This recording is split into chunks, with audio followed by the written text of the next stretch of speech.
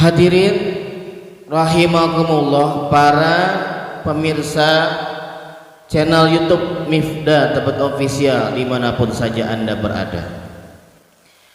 Hari ini hari spesial, tanggal 27 Rajab, memperingati Isra dan Mi'raj junjungan kita baginda Nabi besar Muhammad. Saya mau tanya, apa itu Isra? Perjalanan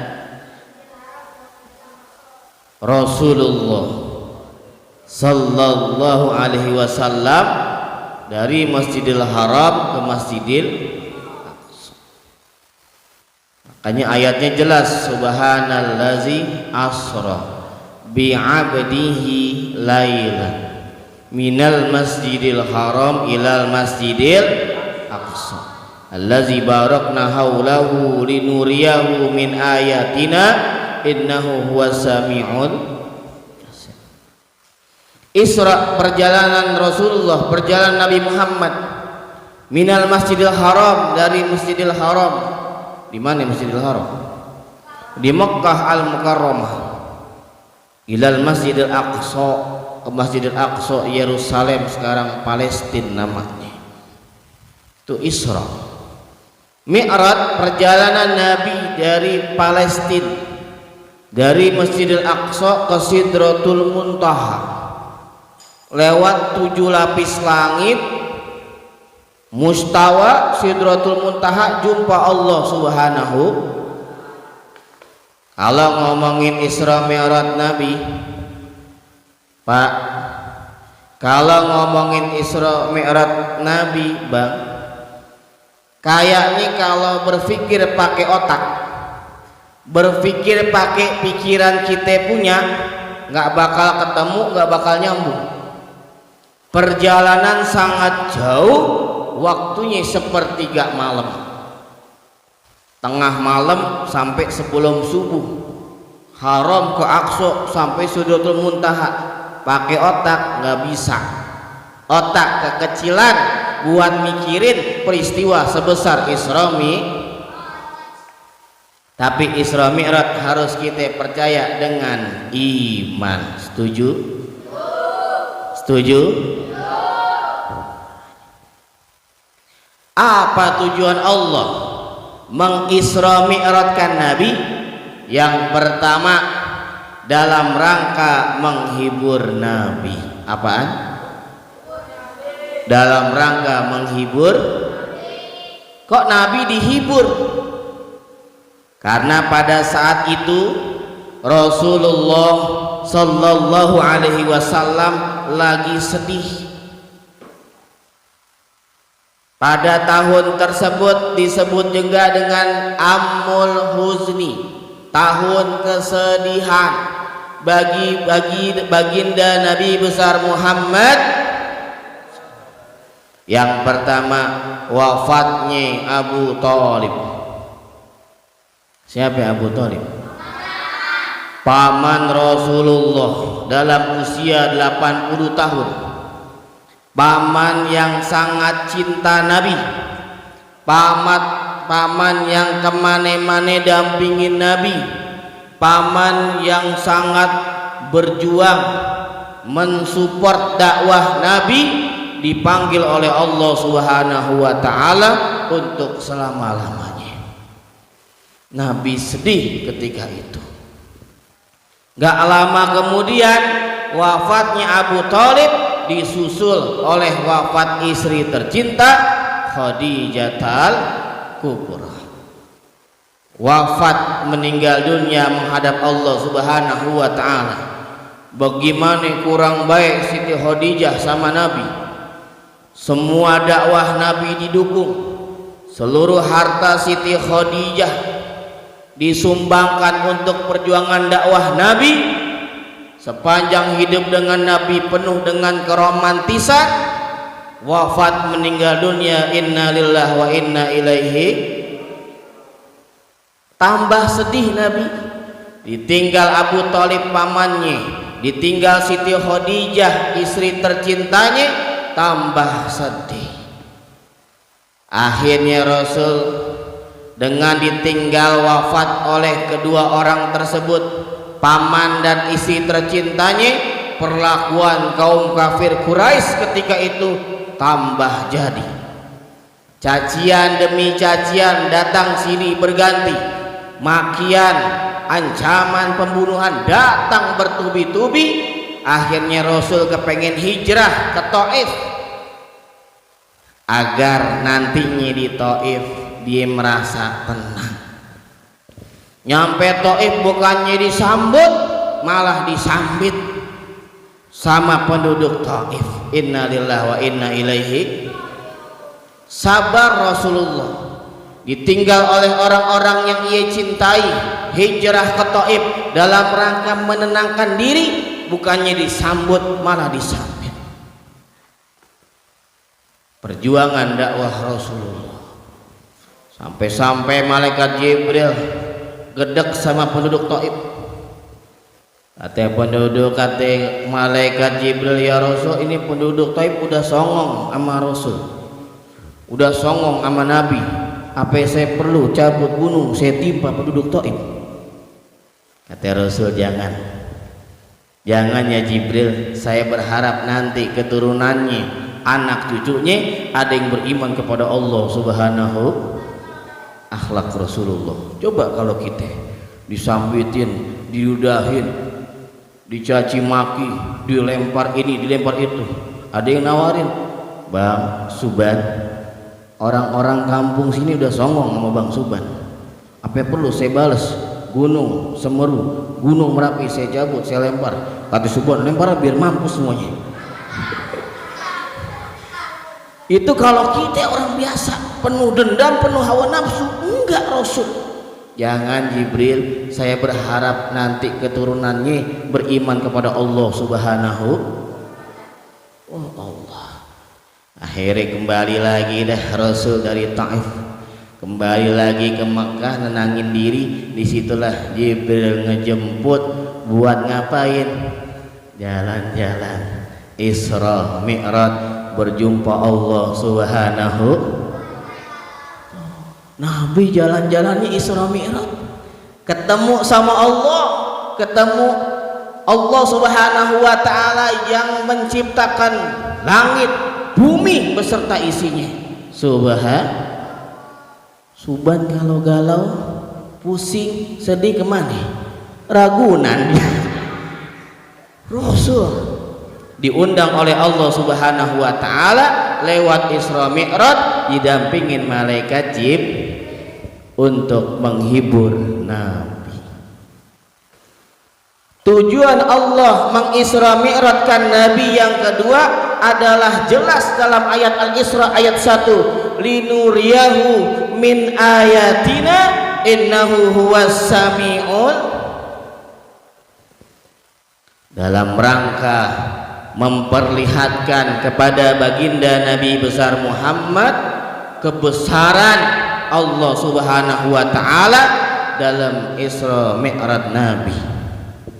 Makanya ketika Mi'raj Rasulullah, Allah perlihatkan yang gaib-gaib, yang kita belum pernah melihat. Rasul Allah perlihatkan sorga, lempengan sorga enak-enak, iya gak? Bidadari banyak, kenikmatan banyak, keasyikan ada dalam sorga.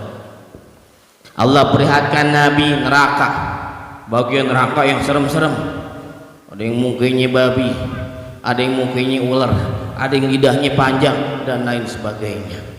Ketika Mi'raj juga Rasul SAW dipertemukan para anbiya, dipertemukan para nabi-nabi terdahulu, Nabi Adam, Nabi Musa, Nabi Ibrahim dan para anbiya-anbiya lainnya. Allah pertemukan di setiap langitnya. Makanya sampai puncaknya Rasul SAW Allah beri perintah sholat. Jalan-jalan Rasulullah dalam rangka Isra Mi'raj, pulang dari Mi'raj kembali ke bumi dapat oleh-oleh dari Allah Subhanahu wa taala berupa perintah berapa awalnya? 50 waktu. Apakah Nabi langsung terima? Enggak. Di langit ke-6 Nabi ketemu Nabi Musa alaihissalam. Kata Nabi Musa, ya Muhammad, umatmu gak bakal kuat sholat 50 waktu. Minta nego sama Allah, minta kurangin agar bisa diperkecil jumlah bilangan rakaatnya. Kembali kepada Allah Subhanahu wa taala, minta keringan kepada Allah, akhirnya menjadi 5 waktu. Alhamdulillah. 5 waktu juga masih banyak yang orang-orang tinggal. Betul.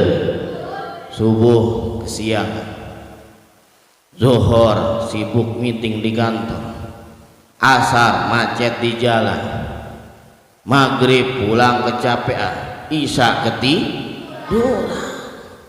Innalillahi wa inna ilaihi. Ini padahal perintah dari Allah langsung yang diterima oleh baginda Rasul sallallahu alaihi wasallam. Enak dalam perjalanannya Nabi diperlihatkan malaikat, dijumpakan para nabi, dijumpakan Allah Subhanahu wa taala orang-orang yang terdahulu, para anbiya terdahulu. Makin yakin iman Nabi kepada Allah Subhanahu, makin yakin iman Nabi bahwa ada kebesaran Allah Subhanahu wa taala.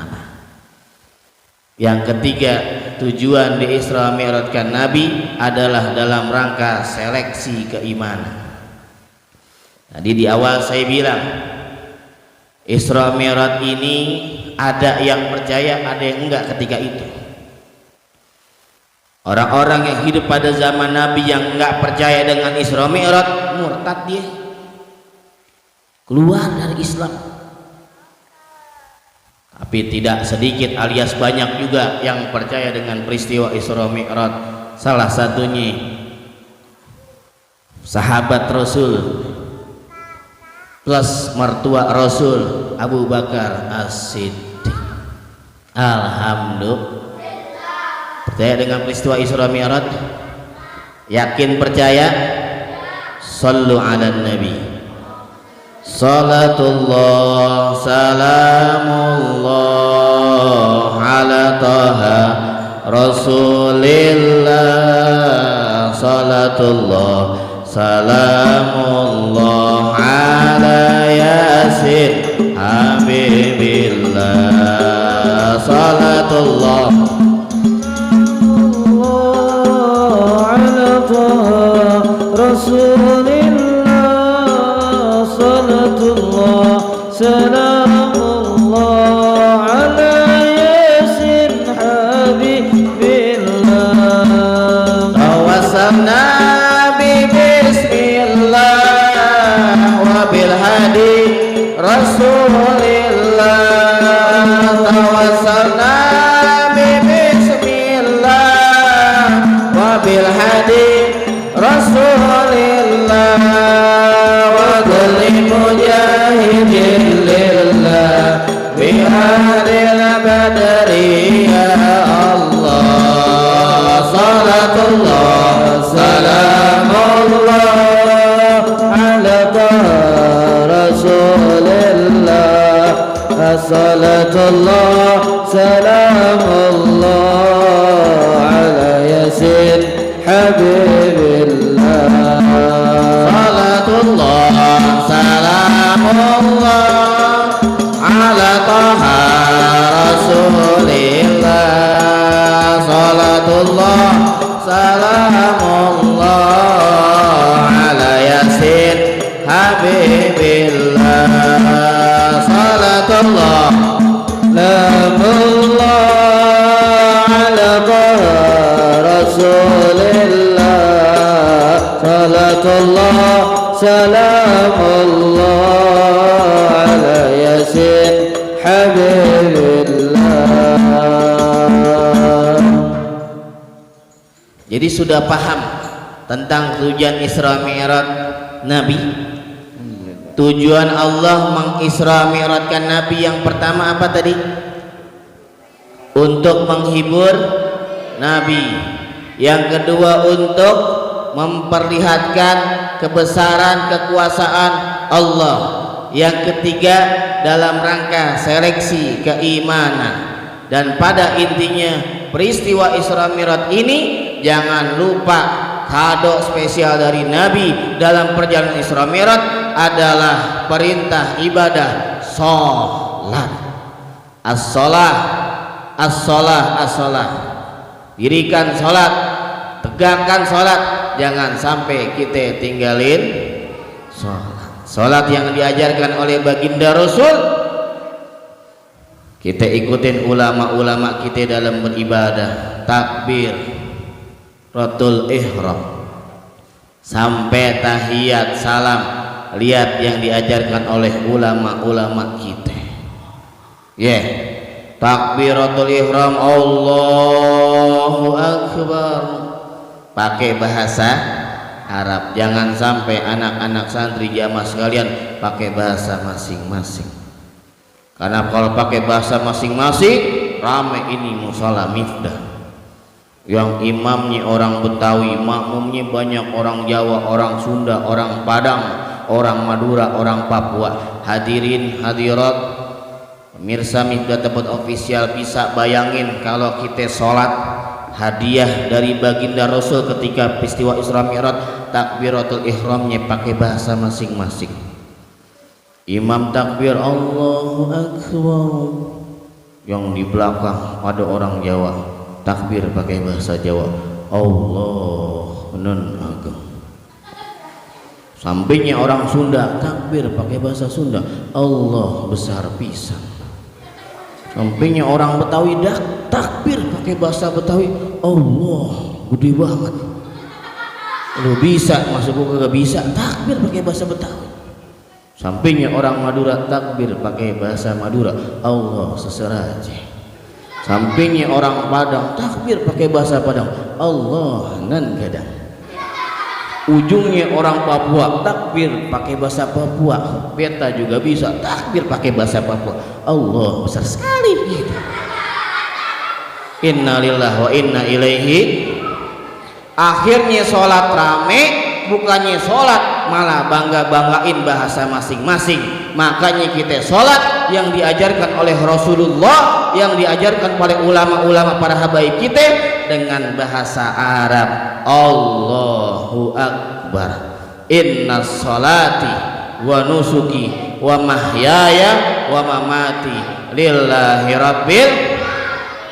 Kita ambil dari peristiwa Isra Mi'raj ini, kita rajin sholat ibadah 5 waktu, khusyuk ikhlas karena Allah. Dengan kita ibadah sholat 5 waktu, insya Allah kita semua nanti kumpul di surganya Allah Subhanahu wa ta'ala bersama junjungan kita baginda Nabi besar Muhammad dengan ibadah sholat 5 waktu kita. Insya haza min fadli rabbi iyyaka na'budu wa iyyaka nasta'in. Hanya kepada Allah kita menyembah beribadah, dan hanya kepada Allah kita memohon pertolongan. Assalamualaikum warahmatullahi wabarakatuh. Waalaikumsalam.